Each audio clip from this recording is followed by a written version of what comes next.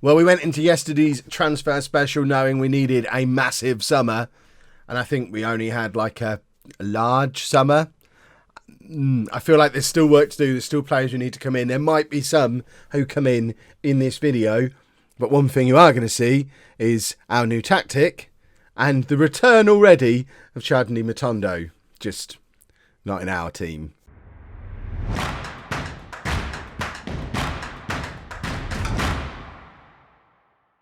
Hello and welcome to part 108 of It's Coming Home. I'm Kevin. Coming up on today's video, we have our first two games of the new championship season, away against Matondo's Stoke and at home against Reading.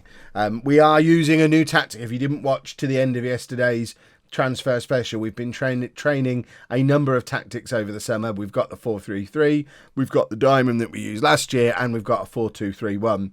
And we've deliberately brought new players into the squad who are able to play in all of those systems. It's not been a hugely busy summer. We've not actually spent any money on players yet, but we have let a couple go, including, thank you, Shane. But we've brought in wide players mainly. So let's have a look. Winger, attacking midfielder, winger, fullback, striker. Top scorer in League 2 last year. So we'll see how we get on. We'll know at the end of this Stoke game if we still need to bring players in, and we do still have money to spend. We've got over £500,000, a big chunk of wage budget left as well. So there is moves we could potentially make. It's just identifying the player, and it's an issue we've talked about before, particularly in this series, where because of the low reputation of our club and our overachievement for the last few seasons, looking through players who would actually be interested in coming to join us, there aren't many that are in our price range that would actually improve us. And when I say there aren't many, there's almost none. Even looking at players like him, who's got a 91% recommendation, he plays in the same position as Anthony Harris. He's not as good as Anthony Harris or Ollie Steer or Carl Marsh. Yes, he's got potential, but he's not improving us now. And that's kind of the story of a lot of these. There's a lot of players we could bring in, but they're not going to improve us now. And that's kind of what we need. But because of our tiny size, we have to bring in players for the future, but spend a lot of money on them. I mean, up to £300,000 for a player who might be good to play for us in a year or two. It doesn't seem... I guess it's a sensible long-term strategy. Hopefully one that will pay off this season with Ollie Steer, because it's exactly what we did with him. If we have a look at Ollie Steer, we brought him in for £325,000, and I'm hoping this is going to be his year. We turned down a £5 million offer from Newcastle for him this summer. So we shall see if this is the year Ollie Steer emerges as a star for us. But for now, he's not starting because we're going with a 4-3-3. And this is that 4-3-3. We've got Watson in goal, a back four of Bradley, Rogers, McLeish and Gregson, with Harrison at the base of the midfield, Fernandez and Knowles in front of him, with new boy Magnin and new boy Mifsud as wingers supporting Anthony Harris, playing up front on his own for the first time since the Northern Premier League Division 1 East, where he had that first season playing up front on his own before we realised Mick Powell was a thing that existed. I don't know how we're going to get on with a new tactic. I do know Matondo's likely to score against us. I am a little bit afraid, but we've put it off long enough. Let's get into the match. Mifsud isn't fully fit, which that doesn't bode well because he's really out. He's one of two right wingers that we've got at the club. They're not even playing him. Oh, he's on the bench. How could you... I mean, that's why we were able to get Moss. They've got Phil Foden. Why on earth would they not play the top scorer in the championship from last season? I don't understand. We are keen to avenge what happened last time. But we're also keen to prove that we're better off without him. We want him back. Hopefully we can have a little word with him. Look, Chadney, look, I noticed you're on the bench for Stoke.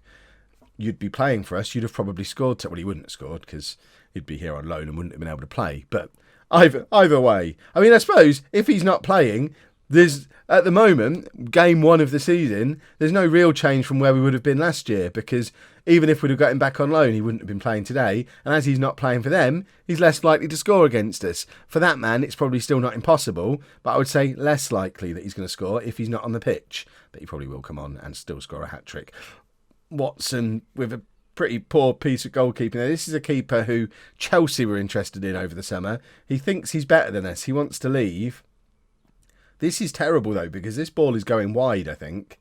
Let's have a look at this from the other angle. I'm fairly sure this is going... Okay, it's not. It is a save. But he palms it straight into the path of the onrushing player. And we're 1-0 down already. And my fear now... This is where the whole... Kev's going to try and do tactics this summer. Might not work out. Because I'm now thinking... Well, we're 1-0 down. We've got to score goals. Let's go more attacking. Oh, in actual fact... Oh, it's offside. I thought one of our new wingers... Is that what they're called? But one of our wingers had scored a goal for us. Let's show some passion. I mean, remember, Stoke were one of the best teams in the Championship last year. This is a pretty tough first game of the new season for a team that's lost its star man, is playing a new tactic. I don't want to read too much into if we lose today, but now we have got one of our wingers has scored. Oh no, it's gone down as an own goal. I thought Mifsud had got a goal. But they look dangerous, don't they, straight away? I mean, I've not seen anything of Anthony Harris yet. Oh, there he is. Playing super deep. I don't know what he's doing back there. He's our lone striker. He can't drift out wide anymore. I know he loves doing it, but he's going to have to be a little bit more disciplined and central. He can't be the Anthony Harris we've come to know and love who drifts into channels all the time. We might have to add a personal instruction on just to keep him in the middle because we need him in there scoring goals. But I guess if the wingers are going to get involved, like they have been so far, it might not be essential that he stays central, and it might actually draw players out of the way and allow these two to get in who are both playing on an attacking instruction. Ideally, I'd have inside forwards, but wasn't able to find any that were any good. I would argue Mifsud probably isn't particularly good as a winger either, but he's looked reasonably dangerous so far, although his rating suggests otherwise, as does Anthony Harris's. Right, dressing room. I'm happy with that as a first half. Let's continue avenging what happened the last time we played them and hopefully nick a winner. I mean, it's been a pretty even game so far for a team playing a new tactic against a team as good as Stoke. I mean, they are playing what to me looks like a very defensive system. 2 banks of 4 and only 1 striker. Yes, they've got a very good attacking midfielder, but I would expect something a little bit more attack-minded from them. I thought that had gone in then. The screen glitched a little bit and I thought it had flown in.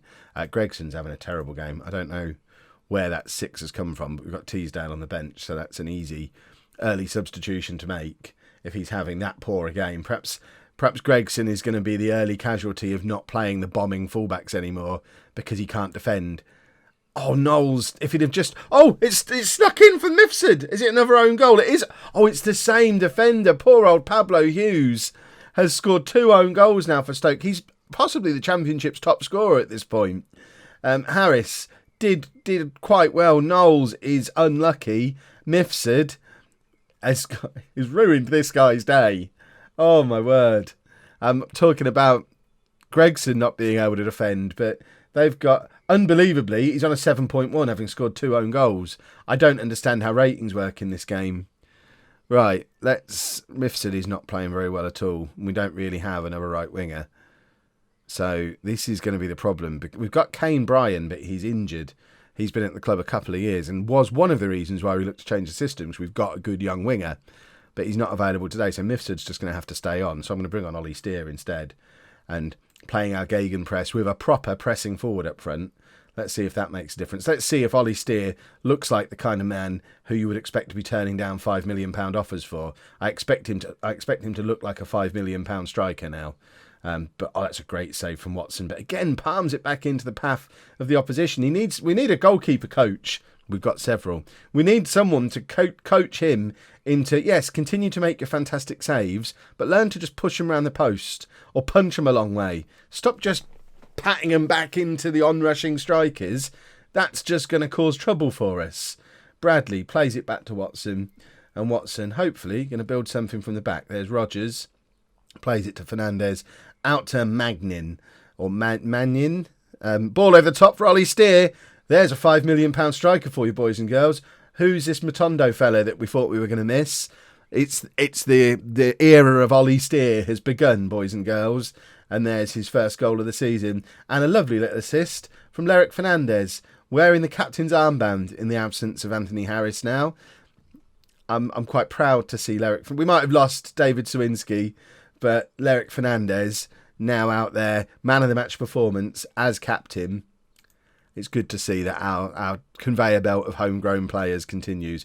Mifsud still is the worst player on the pitch. I'm tempted to bring Nick Moss on and just bring him inside a little bit, but I don't want to break a system that is clearly working at the moment. Knowles can come off for Perry, not McCrory. Why would I bring McCrory on in central midfield? I can't have two deep lying playmakers in there though, so you can come on and be a Mazzala, which actually is going to get him out there supporting Mifsud a little bit more maybe, and that might actually benefit him. I mean, to be fair to Mifsud, he should at least have 2 assists because he forced the 2 own goals. So I think the rating is a little bit harsh on him, saying he's on a 6.5 when without him, it's 1-1. So a little unfair, but I'm not going to argue with it too much. The ratings are just broken. Here's Mifsud again though. Ball over the top for Ollie Steer. He's in again. Steer makes it 4. Ladies and gentlemen, I present to you the new look Holme Football Club, playing a fancy tactic, playing with wingers, and playing with one of the most sought-after strikers in the Championship, Ollie Steer. Let's get him a hat-trick now. And Mifsud finally gets the assist that he deserved as well.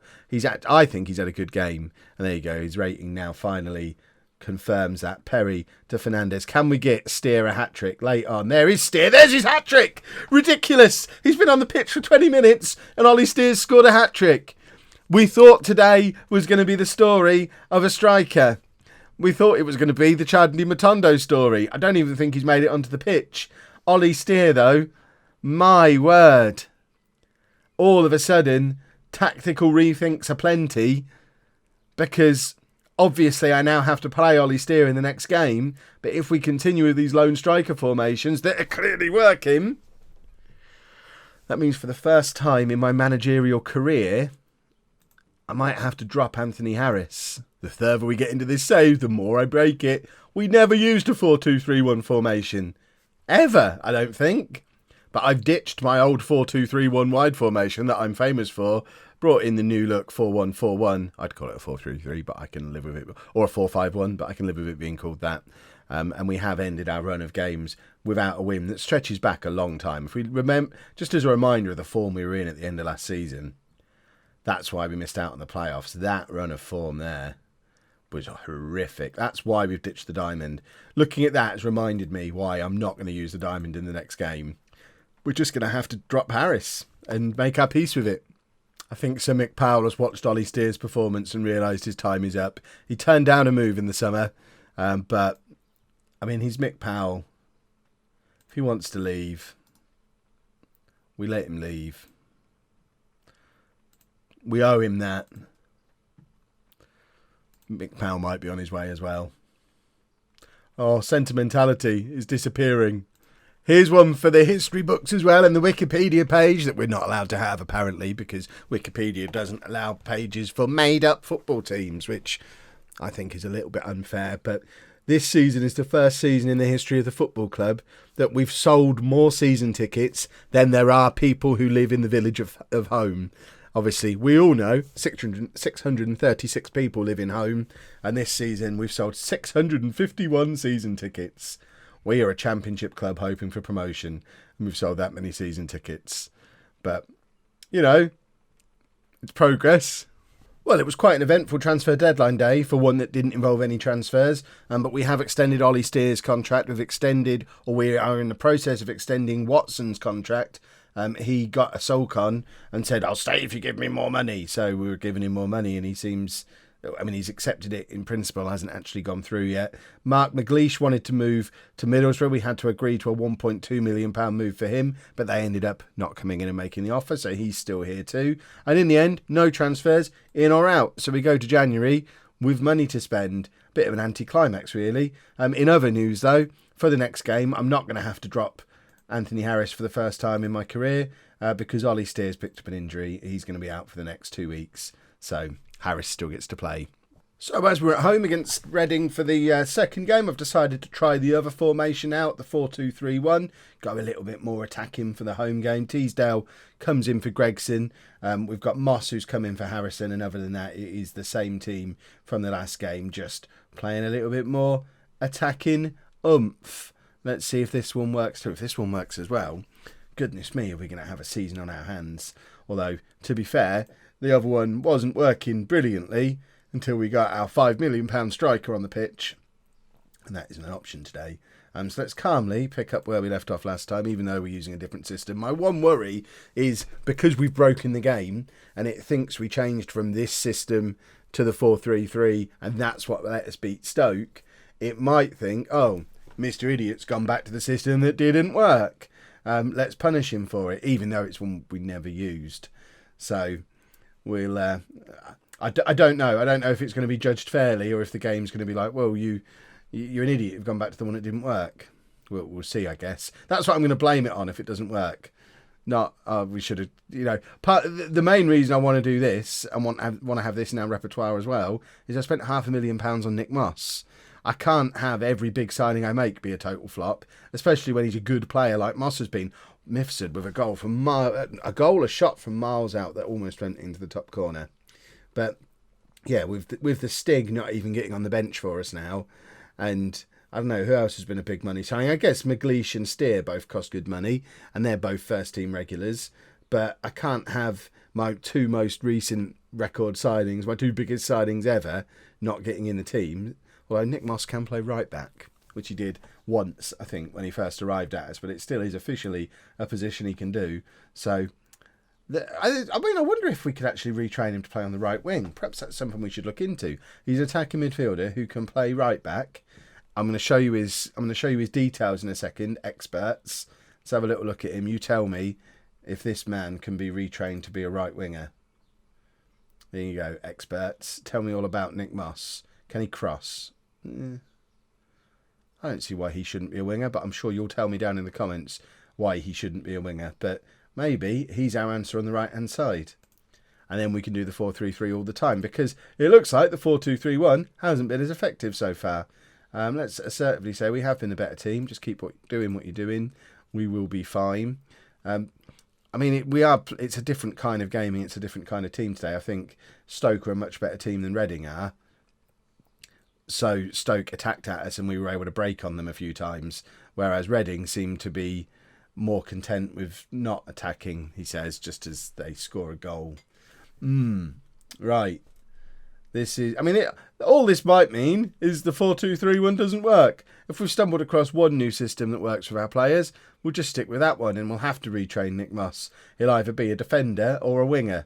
We'll figure something out. I'm not going to rule this out after one game completely. I know a lot of you are going to be saying, Kev, don't try and bring in two new tactics at the same time. That's just going to confuse your silly, silly players. I agree with you, but I do things my way, don't I? This is how I've always done it. It'll be all right in the end. Anthony Harris, and it's just over from Harris. We have got League Two's top scorer, Chapman, on the bench today, so he might get the opportunity to come on as the game goes on, and we'll see if he can score as many goals at this level as he scored down in League Two last year. We want 10 minutes of passion. I don't really want to bring Harrison on and go to a defensive system or a more defensive shape in an attempt to try and win the game. It seems counterproductive, even though we know that system worked better. Harris, once again, struggling to play up front on his own. This might be a problem. Marsh is going to now come on and have a crack at doing just that himself. Bradley not having the best of games. We have got Couturier, who we've seen play well at left back before. Should we bring Couturier on? Let's do that. And then we are going to get creative and try and win this game. One thing I have noticed about this setup is we have got two playmakers in it, which Miles did tell me way back at the start of FM19 is a no-no. So that might be something we need to fix, decide which one of Moss and Fernandez is going to be our playmaker. But Marsh has just got a goal to equalise for us. If we win the game, we don't have to worry about any tactical changes. Results paper over all the cracks. I mean, Moss has played for us for years, playing as an attacking midfielder rather than a playmaker. So we could probably switch him to that and it won't be too much of an issue. But for now, we'll just celebrate the fact that Karl Marsh has just come off the bench and scored a goal, however unlikely as that sentence may seem. Watson's done it again, makes a save, just palms it back out in front of him. It's a real issue with that man. He just pushes the ball straight back out again. It seems his only concern is making the save rather than actually good goalkeeping. And I find that troublesome. Right. Magnion's going to come off. Clapham is going to come on that left-hand side. I mean, it is a little bit unfair to give a League Two striker his Championship debut playing out on the wing. But if he's good enough, he'll make the most of it and he'll be all right. I guess we'll find out soon enough. I think I need to make Moss an attacking midfielder as part of this. We're going to go back to the just one playmaker in the team idea. But we've got one last attack, and it is Chapman. I think he's won a corner there. He hasn't. It's a goal kick. I would have taken 4 points from these first 2 games at the start of the episode, so I'm not going to be too upset, although I would have liked to have beaten Reading.